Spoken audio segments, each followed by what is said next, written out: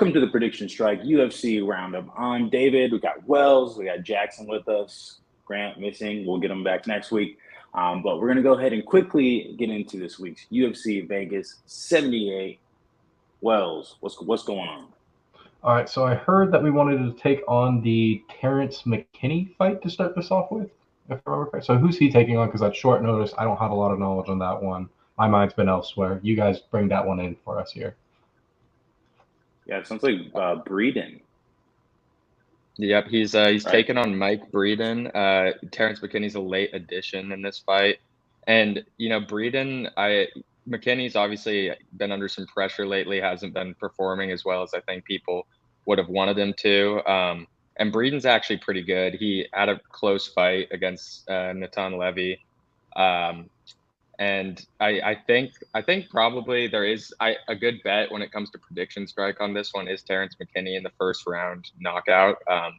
But value-wise, you could fade McKinney as well and pick up Breeden just based on value. Last time I checked, it was around the 40 cents range for Breeden and 70 cents range for McKinney. So I think, if you want to be a little bit risky, there's some value in fading T-Rex there.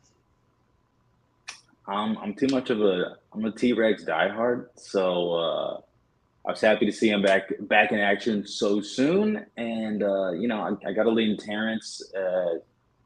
Definitely feeling the pressure in this one, and I think he might be able to use that pressure to his advantage. I think he can get it done. 80 cents, not bad. If I did. Yeah, I'm with David on this one. Even though the value is 100% on the other side of the card for this, I'm just going to buy the dip and see if it keeps dipping with McKinney. He's got to get one eventually, right? Yeah, and I think if he is going to win, there's a good chance it's a first-round KO. So, yeah, like you guys pointed out last time, it was like a glass castle or whatever you guys were saying, glass cannon. That's what it was. Yeah, exactly. All right, so we're avoiding the rest of the the prelims here, but we're interested in the main card here. We have Josh Fremd versus Jamie Pickett. When this was first kind of put in price-wise here, it was Josh Fremd was 70 cents, Jamie Pickett 56 cents, so not too crazy of like a difference in prices. Fremd sitting about 12% min to 19% max, whereas Pickett's 19% min to 24% max. Where do you guys see yourselves kind of going on this fight? I kind of feel similar to what I felt with the Terrence McKinney situation. Jamie Pickett coming off a pretty brutal loss to Bo Nickel, but we all know Bo Nickel has been set a golden path to the championship, and he's just awesome, incredible athlete. So I don't hold too much value in that loss, but I also think Jamie's against the fence and is going to want to get one back here. What about you, Jackson? So you're going with Fremd on that? David? No, I'm going with Jamie Pickett. I think he's feeling the pressure and from that Bo Nickel loss, and I think he's trying to get one back here. Yeah, I think I'm gonna go on the other side here, David. I'm gonna go with Fremd. I just think he's proven that he belongs inside the UFC and he can mix in grappling and striking and all that. He's 29. He's good size for the weight class. He did lose to Anthony Hernandez, but we've kind of seen that Anthony Hernandez is nasty and he can do that to anybody pretty much. Yeah. And Jamie Pickett got out on a groin shot from Bo Nickel. So, he lost that, but it's not too much against him in that. I think I got Fremd via submission. I just think he has more traction in the UFC, and I just see him as a better fighter, younger. Fair. Also, just to point out, this is our first one going against you. Last week, I lost the bet. I'm supposed to be doing whiskey right now. We're going to have to move that to next week. Sounds good. Yeah, we got a bit of a time crunch going on. Yep. Yeah. Right. Yeah, no, I noted. We'll go on the Josh Fremd side of this one, just to keep it simple. I like riding with a consensus favorite. I do see that there is value in Pickett, and I do like the fact that David's pointing out coaching because I think that's really the biggest variable you can have when you're looking at all this. But I'm just going to be simple and follow consensus here and see how I do with the sheep. Moving on to the next fight here, we have Khalil Roundtree versus Chris Daukaus, who's at this when this was first kind of put in. Price is relatively similar at $1.85 compared to $1.83, so you had a little bit more value. with Khalil Roundtree looking on kind of both sides of these, 15% on both sides to about a 20% max. Take it away on what you guys see and how it goes. Jackson, I'm curious to hear your thoughts on this one. Okay, so just out the gate, I got Roundtree in this one. I think striking wise, he's way better. And Dawkins has been finished pretty badly 3 times by people like Derek Lutis and Curtis Blades. I think his size coming into this match is a little bit overrated and doesn't have enough technical skill to perform in the division, especially against a guy that's as technical as Roundtree. Yeah, I'm gonna go with Khalil on this one by KO probably. Ooh, yeah, I like that. Yeah, it's a tough one. I mean, Chris Dawkins used to be a heavyweight, came down to light heavyweight. He was already small for heavyweight, and he's on that 3-fight skid. Like, this is another fighter who's against, back against the wall situation. And man, this is a tough draw with Khalil Roundtree because the guy I feel like he's found himself a good little rhythm. He's been looking, pretty good in his fights, and I don't think he loses this one either. And I think you're right. I think it's a KO. Yeah, I think Khalil Roundtree for me. Yeah, I think Dawkins is boom or bust though too. Like something could happen there and definitely not ruin anything out. Yeah. Yeah. I'm just gonna follow you guys. You guys have a pretty strong insight on this fight. It doesn't really seem like it can go any other way. The prices were pretty even for the most part when it first came out. I like the value. I'm going that way. Off to the next. Yes, sir. Off to the next one. We have AJ Dobson versus Tafon Nchukwi. This fight seems to be relatively kind of close from a consensus perspective and prices on Prediction Strike. Nchukwi is sitting at 67 cents, whereas AJ Dobson 61 cents. So they're pretty much a kind of 15% on either side with a 20% max. I'm sure the prices have kind of like evened out a little bit by this time, if not like gone even further. I don't really have a particular lean in this fight. You guys let me know what you're thinking. Jackson, what do you got? All right. I think I'm going to go with Dobson on this one, which I'm pretty sure isn't a consensus favorite.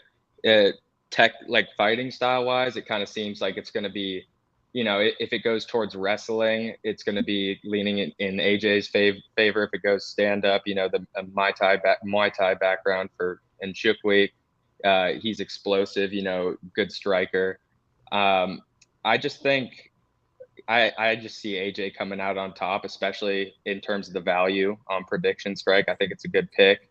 But I think both of them have really good striking abilities. I just think AJ is going to be able to bring it to the ground and potentially win by submission, and that on top of the value I'm going to go for.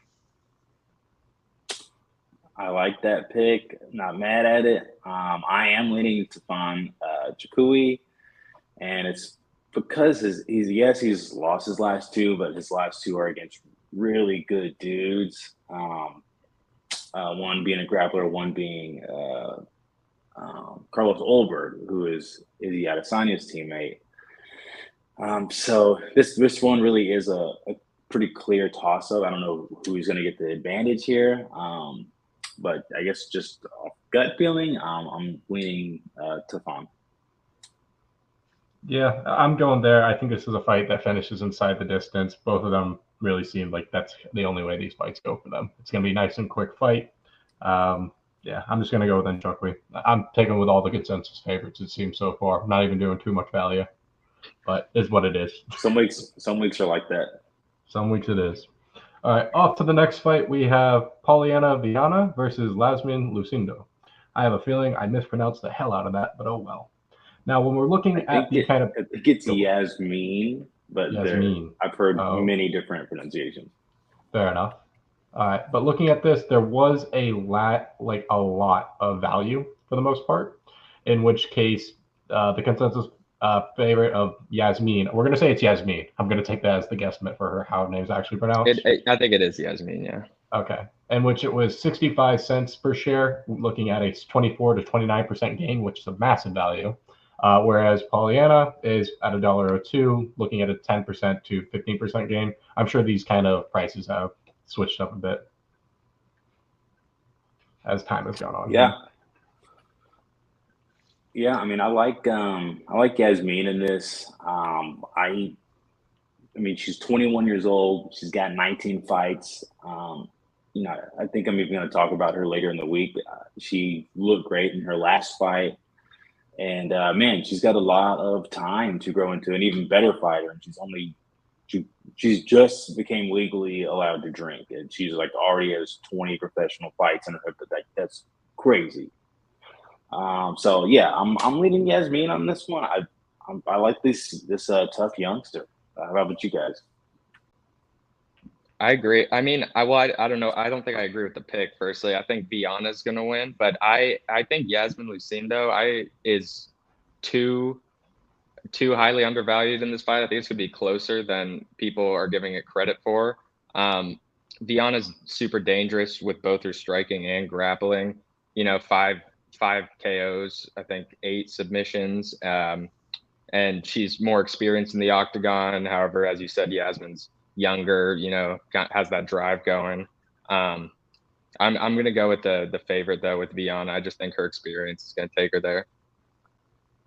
Fair.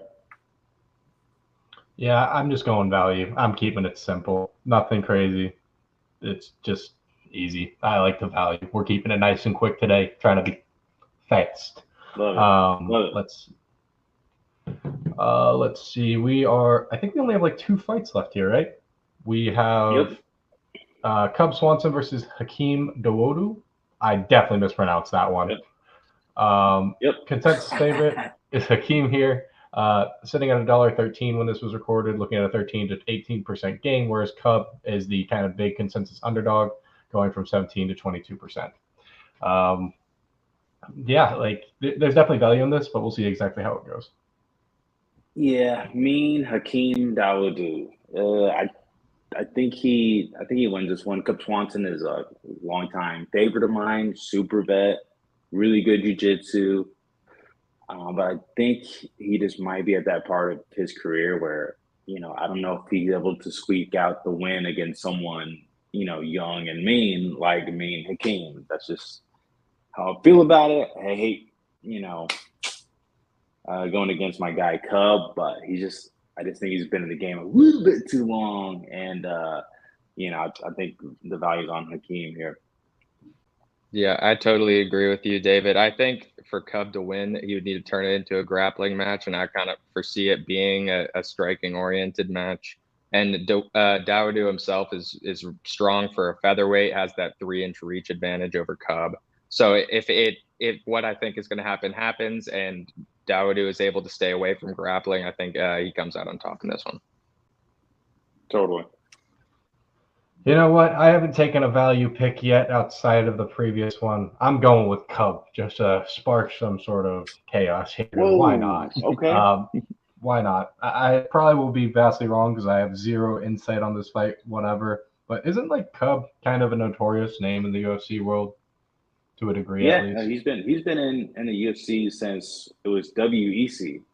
Damn. And UFC grabbed them. Yeah. So he's been in the game for a minute. He's got some great wins. He's just getting up there, man.